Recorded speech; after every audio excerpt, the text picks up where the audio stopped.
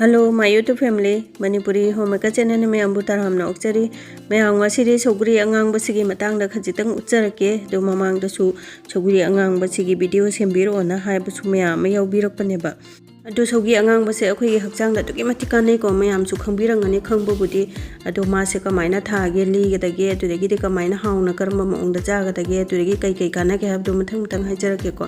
दुना सोगी से अखोइना सुमाइना सोगी की मतम दुदा मरु हेत हुंजन बदा अदुम पहौदा होबने अखोइ जुतोन के अमता तौद्रसु को अदुगा मना खजितंग सुमाइना यावरक्त्रब मतम जिदा अखोइगी महै से हिजिंग फजना फाव काना सुमाइना लोकसेबा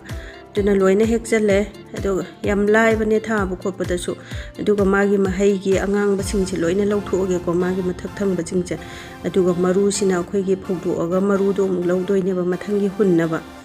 अदुदुना अखोइगी सौगी अंगांग बसे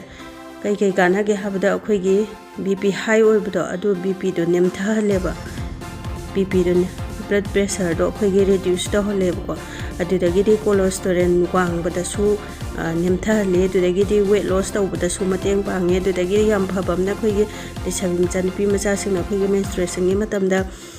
पुकना बुखोप तौबदो अदुसु याम फहलेबा सिसे अखोइगी हिंजांग ओइना चाबनि खंगदे चा ओइना थकपनि खंगदे तौरबको मागी कानाबसे अदुकी मतिक यामखरे हाइबदा लोयररोय अदुना मयामसु सिलौ सौग्री जे मरक मरक तो ओरसु खग थकबियो हक्चांगदा अदुकी मतिक कानाबने मयामसे खोप लोय लोयरे अदुना आइदि चामदना फौरगे मयाम कईगुंबा चामबिनिंबा यावरगसु अदुम चामबियो अदुदुना चामदना फौबनिना नुमित निनी खतंगदा याम थुना अदुम कंगे अखोइगी चामथोरदी नुमित मरी मंगानी चंगनेबको अदुगा अखोइगी फौबो मतमदा उफुन वाइफुन खरा तो ओरसु पाइसन्नेदना अदुदुना हयेंग चालोनबा हिंजांग थोंबो खोपदा अदुम थोंगमदाइदा अदुम फजना चामगेना आइदि चामथोक्तरे अदुगा बोतल से याम फजना कंगना चामथोगा तैथोगा नुंसादसु फौदोएको यांग कंगना हाइबदि मागी इसिंग मरि अमा फौबो याव यारोइदोइनेबा नतादि फंगस हाइगतोइबा अदुदगिदि सिलौ सौग्रिदिसु याम फजना कंगना फौबियुको अखोइ खितंग कंगबो वाटलगदि फंगस हाइगतोइनेबा अदुगी सुमाइना कुइना थमदोइनेना अखोइगी मरक मरकता सो अदुम नुंसादा फौदोकपियो सुमाइना हैदोगा बोतलदा फौबा नतबा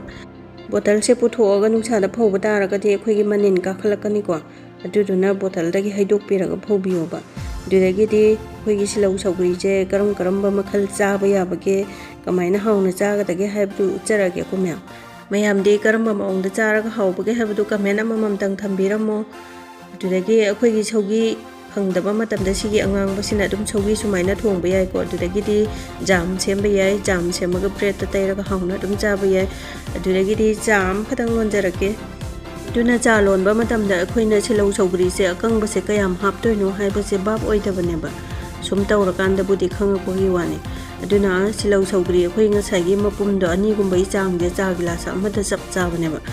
अदुना चा गिलास अनिगिदि अखोइगी मपुम मरीदो अदुमकी चांग लौरगा सुमाइना छवले दो मागी मचुजे फजना चेंजेस ngsangang लाबा दो अदुम यारे मिनि अनि उमदंग हाइपेथंग सौबदा अदुगा अखोइना सुमाइना चा ओइना थकपा मतमसिदा चिनी हापा हापतबा चमना थप्पा तदगिदि थुम हापसु याइको इसा इसागी अपाम्बा दो मयामदि करमना पाम्बिगे हाइबदु कमेन्ट थंबिरमो आइदि अखोइगी कैमता हापतबदुना ख्वाइदगी पामजैये अदु हुजिकिदो सिदामिसि खरा हापे अमसिना थुम खितंग हापे अदुगा महाउसे सिदामिसि हापदुना अदुम थुमगा हावरे थुमबा पाम्बगे अदुगा थुम हापसिना अखोइगी याम सिनबा हेंजलिको थुम हापचलगा सिनबा हेंदोरेबा कैमता हापतबदुना इचमचमगा याम हावे दो मयाम वीडियो से खितंग नुंगाइबा कानाबा फौबिरगदि लाइक अममतंग नंबिरमो बाय बाय।